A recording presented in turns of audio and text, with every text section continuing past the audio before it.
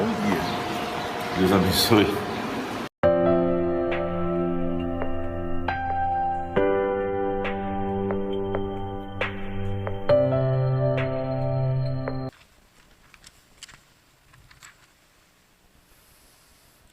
Naquele tempo, Jesus foi para o outro lado do mar da Galileia, também chamado de Tiberíades. Uma grande multidão o seguia, porque via os sinais que ele operava a favor dos doentes. Jesus subiu ao monte e sentou-se aí com os seus discípulos. Estava próxima a Páscoa, a festa dos judeus. Levantando os olhos e vendo que uma grande multidão estava vindo ao seu encontro, Jesus disse a Filipe: onde vamos comprar pão para que eles possam comer? Disse isso para pô-lo à prova, pois ele mesmo sabia muito bem o que ia fazer. Filipe respondeu: nem 200 moedas de prata bastariam para dar um pedaço de pão a cada um.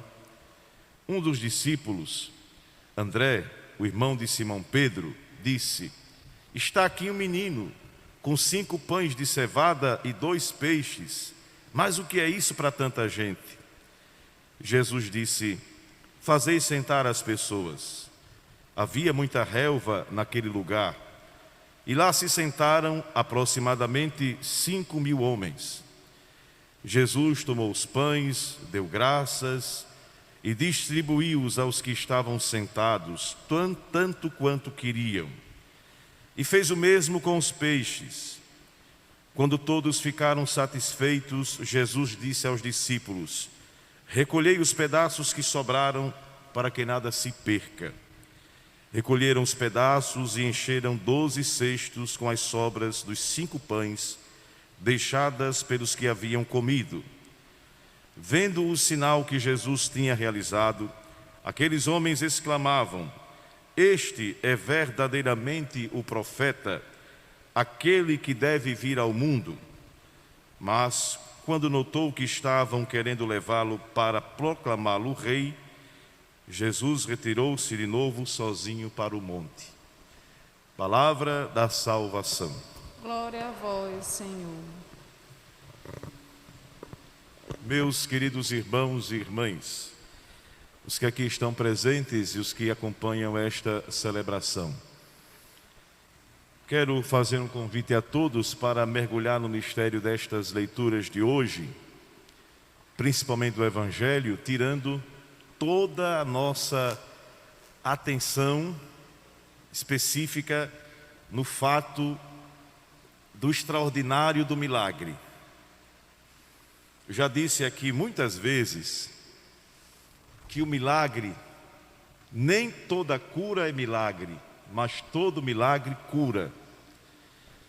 Porque a cura é a condição de saúde que você recebe, mas você pode receber e continuar do mesmo jeito que estava.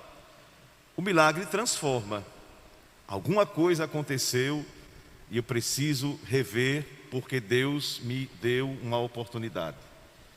Alguém, por exemplo, que consegue uma graça, não pode simplesmente achar que pagando uma promessa, porque é a dívida que eu tenho, só isso basta. Não, eu tenho que aprender que aquilo que Deus me deu, não é porque eu sou melhor do que ninguém. Às vezes as pessoas têm isso: não, eu ganhei essa graça, então eu sou mais agraciado do que fulano que faz tempo que pede uma graça e não consegue. Com Deus não é assim. Pelo contrário, quem consegue e quem é atendido por Deus porque Ele quis assim, deve ter em si um pensamento de perguntar: o que eu vou fazer agora da vida depois dessa ação de Deus em mim? Porque o milagre da multiplicação dos pães não pode ser entendido somente na ação daquela proposta que a gente às vezes cai, de ficar olhando o milagre só pelo espetáculo, entre aspas, dele. Jesus foge disso. É tanto que quando no final do Evangelho queriam proclamá-lo rei, ele foi embora, porque não é para isso. E aí eu digo a cada um de vocês que estão aqui: tenhamos cuidado com quem oferece milagres como se fossem produtos. Não é.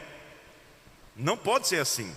É bem verdade que nós, sedentos que somos, necessitados que somos, às vezes fragilizados que somos, caímos às vezes naquela realidade de estou precisando, alguém está me ofertando e eu vou. Mas não pode. Alguém que tenha consciência não pode ser um cristão em busca de milagres somente. Tem que ser cristão por convicção. E é por isso que o Evangelho vai mais a fundo.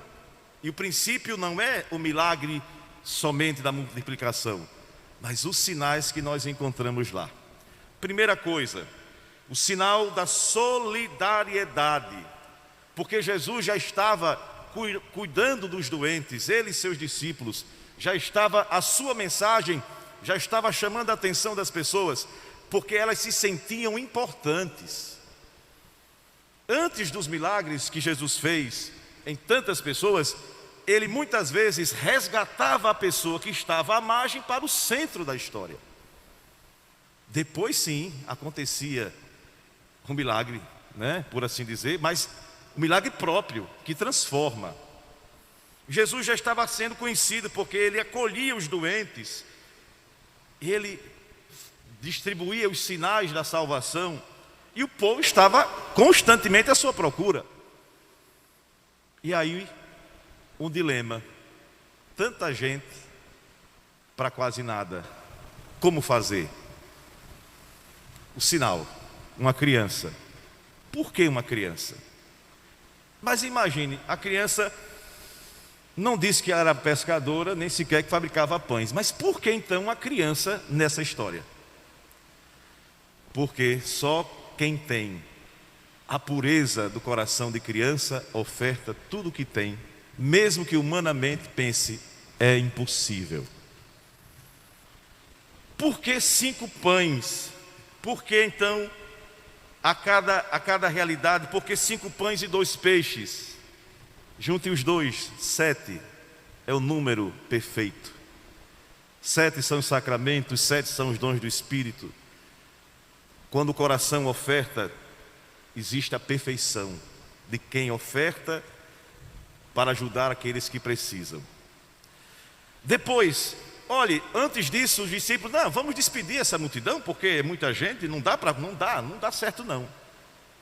E o Senhor dá a eles a condição de resolver o problema. Ao invés de dizer, vão embora e se virem, ele diz, dá-lhe vós mesmos de comer. Fazei sentar as pessoas, acolher. Como é difícil, até hoje. São gestos simples, que já na primeira leitura era dito. O povo deve ser alimentado. Dá ao povo para que coma. Foi o que Eliseu recebeu de orientação. Não abandonar, não deixar à margem, não mandar para casa, mas cuidar, ter atenção. E como hoje nós somos necessitados destas características, destes alimentos, que a segunda leitura de hoje vai nos dizer então quais são os alimentos que hoje, mais do que materialmente falando, nós precisamos ter. Para que a gente faça a ação material verdadeira, é preciso olhar para a segunda leitura de hoje. Que São Paulo, prisioneiro, sofredor, sofrendo as consequências do aceitar a vontade de Deus, diz: caminhem vocês de acordo com a vocação que receberam. Olha que coisa interessante. O dom que cada um tem, aquilo que sabe fazer de melhor, faça para o bem. Faça para o bem, não somente para o retorno de recurso financeiro que todos precisam, mas faça para o bem, porque foi dom. Você pode ser um motorista, mas você pode ser um bom motorista, é diferente, é dom. Você pode ser qualquer outra função, mas você pode ser um bom, porque há quem cumpra a função por cumprir, e há quem faça por amor. E aí São Paulo vai dizer, nos alimentando deste pão, caminhe de acordo com a vocação, com humildade e mansidão. Aí vem agora sim a pá de cal. para nós. Suportai-vos uns aos outros com paciência no amor. Eita, Padre, como é difícil, mas não é impossível. Só vai viver isso quem tiver a humildade de um coração de criança para ofertar o que tem e fazer isso com o princípio de misericórdia. Hoje, nós estamos vivendo este tempo tão sensível. Quando eu já disse aqui que a maior pandemia não é esta de agora, é a pandemia da intolerância, que infelizmente nós somos muitas vezes os primeiros a disseminar. O não respeito para com o próximo, o diferente, as pessoas. Tudo isso só se cura com a vacina do amor. E muita gente tem medo dela mais do que a vacina contra a Covid-19. Porque a vacina da Covid, graças a Deus, está por aí. Mas a vacina do amor depende de nós.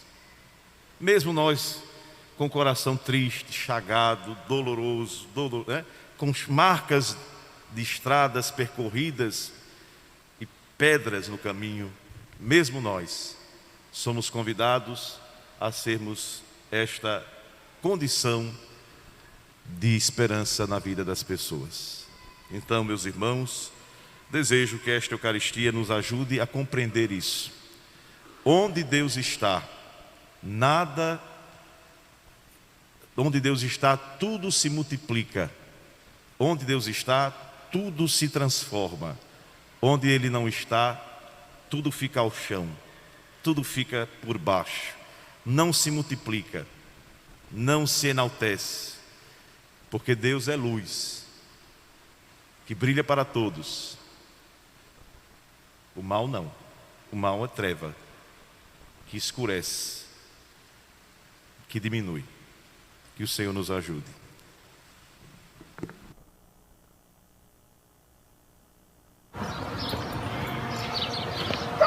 Bom dia, Deus abençoe.